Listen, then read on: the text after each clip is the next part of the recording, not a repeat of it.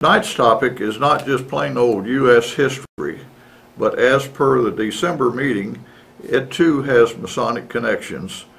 And Washington was not only the most important figure in U.S. history, but he was a Master Mason, both in membership and actually in practice.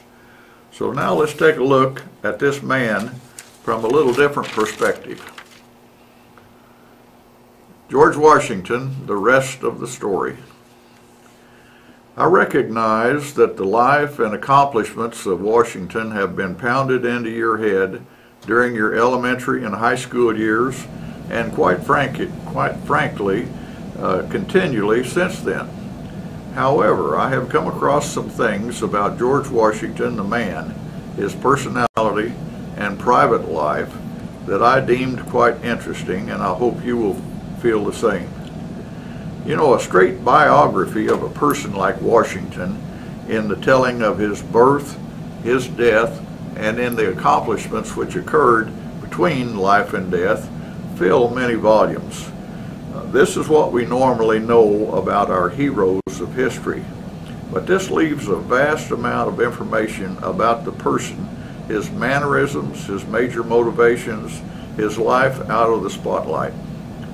This little book, this right here, George Washington, the Founding Father, by Paul Johnson, is, I came across this, and this is what prompted this talk. It's really an interesting book, and it's short, and yeah, I got it from the public library, so anybody who wants to check it out, you sure can. But anyway, the little book has given me some insights. This is what I'll try to pass on to you tonight about our nation's hero and also our fraternity's hero, George Washington. This type of information makes history into more of a human drama. So I love this type of stuff. The author is Paul Johnson, a noted English journalist and historian. The book was written in 2005, so it's a fairly recent book, after he spent more than a year going through Washington's file and personal letters in the Library of Congress. Since Johnson is not an American, he writes pretty factually and does not allow the patriotic theme to overwhelm his subject like some books do. Most historians agree that George Washington was more highly recognized than any other person in the world during the 18th century. That's during the years of the 1700s. Now this includes a lot of people. This includes Catholic popes, kings of Europe, czars of Russia, individuals like Napoleon and Isaac Newton. This is amazing, but he was the most recognized history-wise of any person during that time frame. His accomplishments are well known, and a quick listing of those accomplishments are as follows. First, as Commander-in-Chief of the Colonial Army over a period of 8 years, he effectively liberated the 13 colonies from Imperial British rule. He then presided over the process whereby the newly liberated colonies were changed into the world's first actual example of pure representative government by the enactment of the Constitution. Now, during this time, he actually turned down the opportunity to become a sovereign ruler in the form of a king, dictator, emperor, whatever name he should choose to call it. And this is what usually happens after revolutions. The military commander who wins the war, usually through either fear or gratitude, is elevated into a ruling status. Many times it's done as an interim status, but so many times it remains permanent. And then when that happens, then the old adage kicks in: power tends to corrupt. Absolute power corrupts absolutely. And this is still the norm. This is what's happening today in revolutions around over the country. You see these revolutions, you think they're getting rid of a dictator, but the truth of the matter is the odds are they're going to get another one right back. And the reason why is there's just nobody there like this amazing guy of George Washington. So anyway, here he is. He wins the war, then he helps create the Constitution, and then lastly, as president for the next 8 years, he presided over the mechanics of changing the Constitution from just a document with many new ideas on government into an actual working new form of government. After winning the war, the colonies were definitely not a united group. They were each highly independent with vast differences and interests. General Washington was probably the only man who had the leadership, charisma, and name recognition to bring this new experiment in representative government into reality. To his everlasting credit, that's what he did. These are the things that most Americans know about the man called the father of their country. Now, let's get into some of the things that are not so well known. By the time that George was born, of course everybody knows, was February the 22nd, 1732, his family, the Washington family, had been established in the colonies for more than 75 years already. John Washington, the grandfather of George, was the second officer on an English ship that brought supplies to the colonies and then returned to England with tobacco. Now, John was a member of a relatively well-to-do land-owning family from the Nottingham area of England, which is right in the central part of England, just about 100 to 150 miles north of London. So on one journey, which by the way turned out to be his last journey, the ship was wrecked on a Potomac shoal near where Washington, D.C. now stands. Having difficulty in securing return passage to his native land and also having met the daughter of a man of substantial means, John decided to stay. This was the year 1657. Now, to put that into perspective, this was 50 years after the first English settlement in Virginia, which was 1607. So here we are, 1657, and the Washington clan arrives in Virginia. Now, this makes him one of the first folks to arrive in this country. So he was an immigrant, yeah. I mean, their people were immigrants, but not in the form that we think of most of the time as immigrants to this country. John Washington married the lady, a man of substantial means, and immediately became a rather wealthy landowner. Later, he became a member of the Virginia legislative body called the House of Burgess and a colonel in the Virginia militia.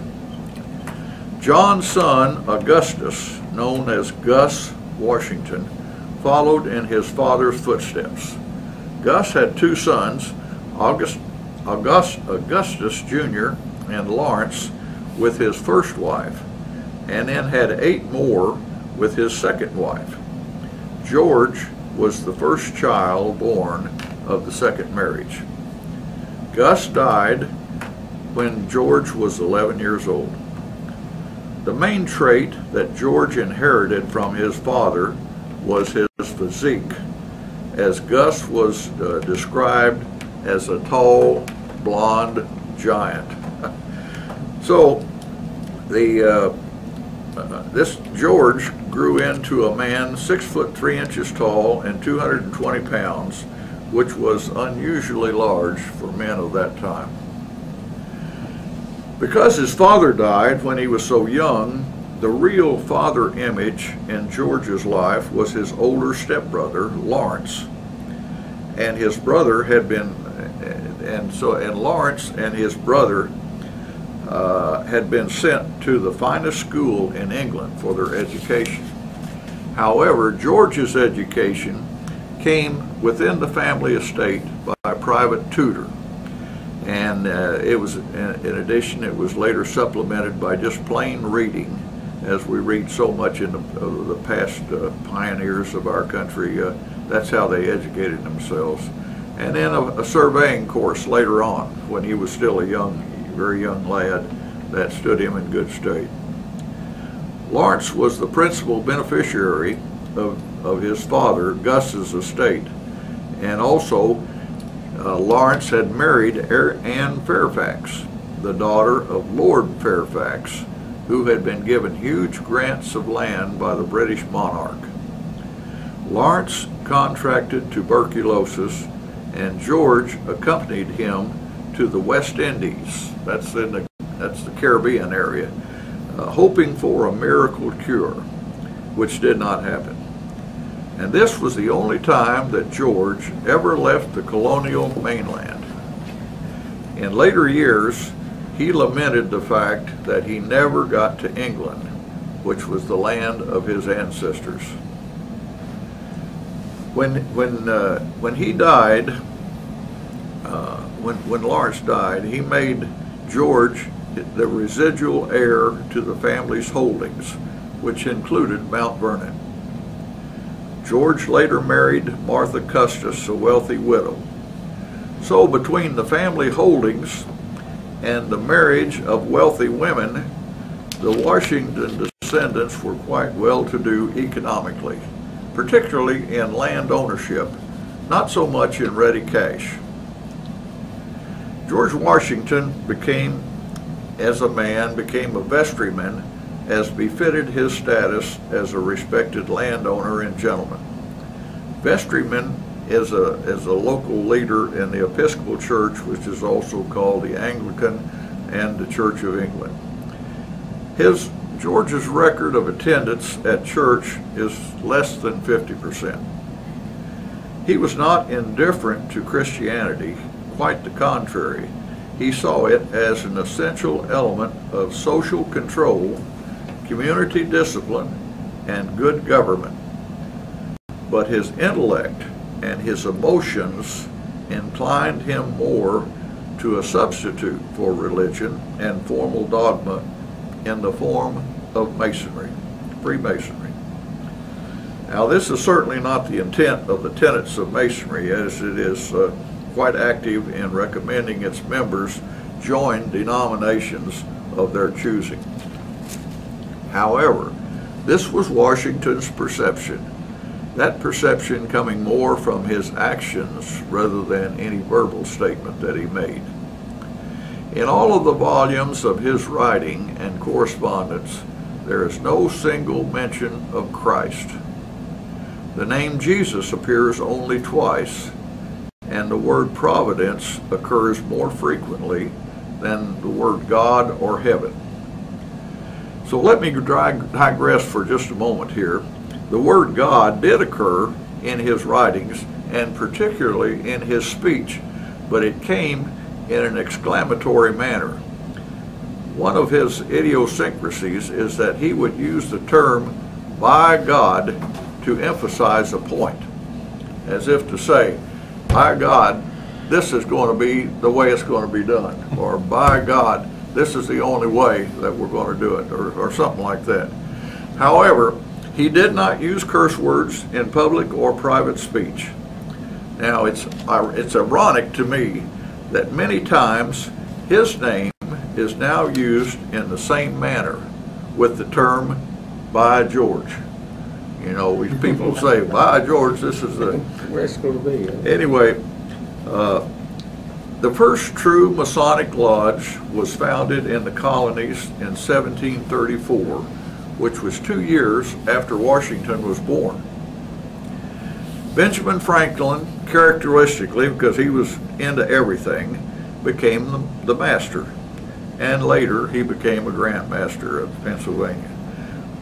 This is another guy, Franklin I'm talking about, who was a very interesting person and who also provided a necessary ingredient in liberating and then creating this new government. However, he was involved in the intellectual and diplomatic arenas rather than the tough life of the military or of actually holding office. Now back to Washington. He became familiar with the Externals of Masonry as a boy. In November of 1752, at the age of 20, he was inducted into the Fredericksburg, Virginia Lodge as an entered apprentice, was passed a fellowcraft in March of 53, and was raised as a master mason in August of that year. Most of what follows is taken from this book I mentioned, written by Paul Johnson, an Englishman and a non-Mason. Here's what he said. Thereafter, Masonry plays an important part in his life, Washington's life, as it did among many of the founding fathers. Indeed, it is true to say that Masonry was one of the building blocks of the Revolution and later in construction of the Constitution. Washington allowed lodges to flourish in several of his war camps. Also, Masonry was a link with advanced thinking in France, who later became an ally of the Revolution. When Lafayette came back to the colonies following the war, he gave Washington a very elaborate embroidered Masonic apron. You all know the story, I suspect, of the Bible that was used when Washington was sworn in as president, which had to be brought in hurriedly from St. John's Lodge number 1 in New York City. But during Washington's second term as president in 1793, the cornerstone of the Capitol building was laid, and it was laid by the Grand Lodges of Maryland and Virginia at Washington's direction. Washington was not just a card-carrying Mason, but a very active Mason all of his adult life. He was actually the master of the Fredericksburg Lodge when he was called as president. At his funeral, all 6 pallbearers were Masons, and the service that followed was the Masonic funeral rite. So Washington and Masonry were very close during his lifetime. Getting back to Washington the man, his mannerisms and the things you don't read about in history books. First and foremost, what motivated Washington and what was his ultimate goal in life was to live the life of a respected landowner, landowner-farmer, and be involved in the social life of such a person. In other words, he wanted to live the life of Mount Vernon. He loved to plant and watch agricultural products mature in the field. He studied advanced agricultural techniques and helped his neighbors in this regard. Since this was his goal in life, he loved Mount Vernon and was constantly upgrading it. Even during his military years and his presidential years, construction at Mount Vernon was ongoing at his direction. He became the legal owner of Mount Vernon, backtracking a little bit now, he became the legal owner of Mount Vernon in 1754 when he was just 22 years old. But he did not get outright possession of all of the land until 1760, when he returned for good from the French and Indian Wars. Now, he had married Martha the year before in 1759, and so 1760 was the year that actually he first began his life in Mount Vernon. Eventually, the mansion had 18 rooms plus 14 auxiliary buildings. The kitchen was one of the auxiliary buildings, as were the smokehouse and the greenhouse, and of course others. In the years before 1775, when he left for the war, then a few years after the war and before the presidency, and in the 3 years he lived after holding office, this was his normal Mount Vernon schedule. So you can see he had to space this in between his government service. But this was what he really wanted to do in life. He would rise at 5 o'clock in the morning, read or write until 7, from 5 till 7, when it was time for breakfast, which normally was tea and corn muffins with butter and honey. Thereafter, on horseback, he would inspect his various fields, watching the planting and the harvesting. This was done regardless of weather.